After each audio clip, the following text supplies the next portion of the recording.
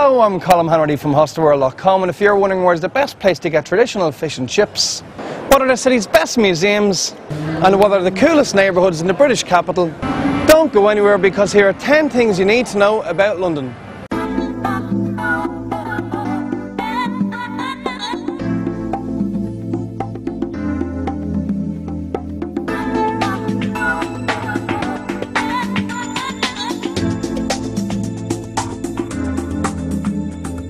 Capital of England and located on the River Thames, London is one of the most iconic cities in the world. It is the gateway to Europe for many travellers, and here you can take a spin on the world's best known big wheel, go to a show in the city's famous West End, and sample some of England's best nightlife all in one day. Now, here is the first of those 10 things.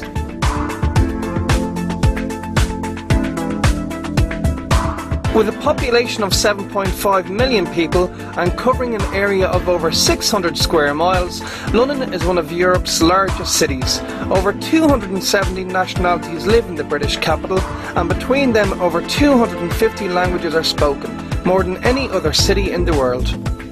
It's because of this that the list of things to do, restaurants to eat in and bars to drink in is literally endless.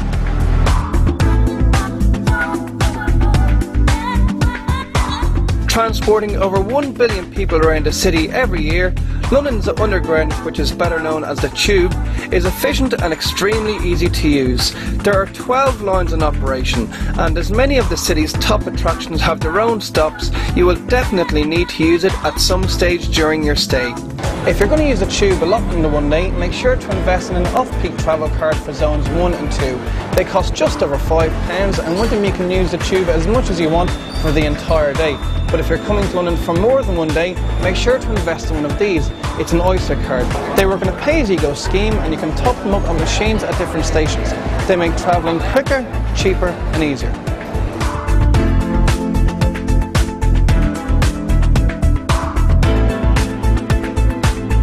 When in London, the problem isn't what is there to see, it's more what isn't there to see. Buckingham Palace, Tower Bridge, Trafalgar Square and Big Ben are just some of the landmarks that can be found here.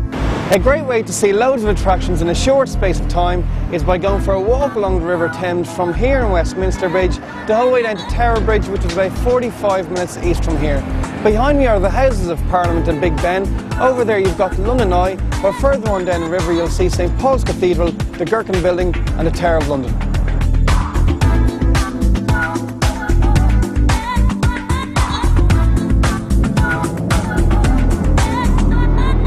If you're one who likes to visit museums and galleries, then you're in for a treat, as many of London's are free.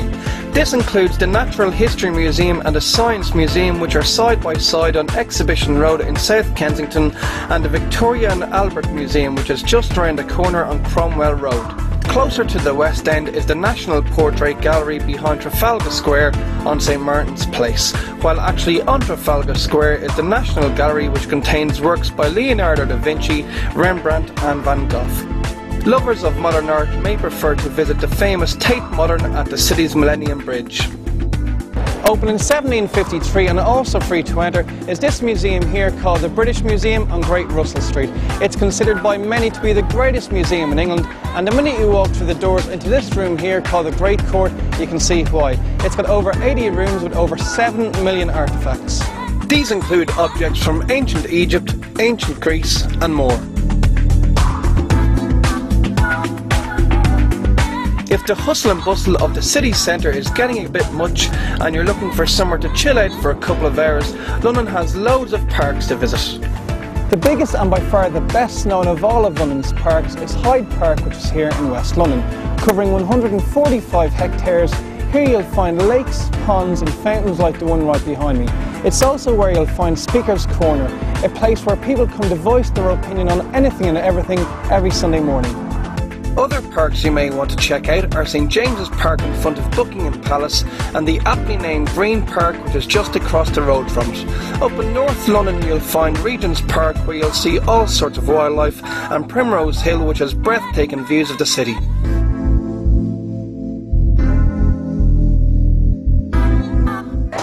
London is famously one of the best cities in the world to go shopping, and a great place to treat yourself something new is Carnaby Street, which is full of shoe shops and clothes shops. Other streets well known for shopping are Regent Street and Oxford Street. Over in Knightsbridge you'll find Harrods, the department store which is a tourist attraction in its own right, while if that's a little bit out of your budget, you'll find bargains galore at the markets in Camden Town.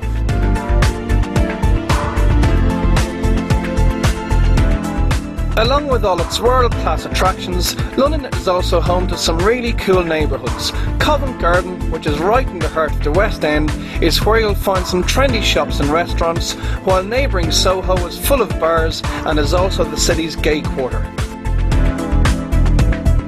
On the Tube's Northern Line is the famous Camden Town. The great thing about Camden is that it's more like a big town than a big city. This is due to its many markets and the atmosphere you'll find along Camden High Street, with its eccentric mix of alternative clothes shops and tattoo parlours. Another popular suburb is Notting Hill, which is largely due to the 1999 film of the same name, and here you can visit the bookshop where Hugh Grant's character worked in the film. Its main thoroughfare is Portobello Road, which is lined with cafes and antique shops. No trip to the British capital is complete without trying traditional fish and chips. A great place to try it is this restaurant here called Golden Hind on Marylebone Lane, just off the top of Oxford Street. It's open since 1914, and along with the good food, the great thing about it is that it's BYO, so you can bring your own drinks. Another great British tradition is sausage and mashed potatoes, and a good place to try this is in the S&M Cafe on Brushfield Street near Liverpool Street Station in the east end of the city.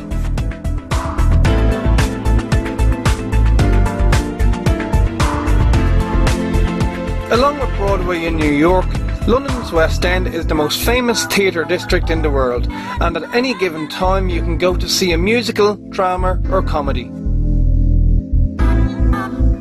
The best known place to get discounted tickets is the TKTS booth here in Leicester Square, but make sure to shop around because you might find better deals in other ticket offices around here, as well as those around Piccadilly Circus.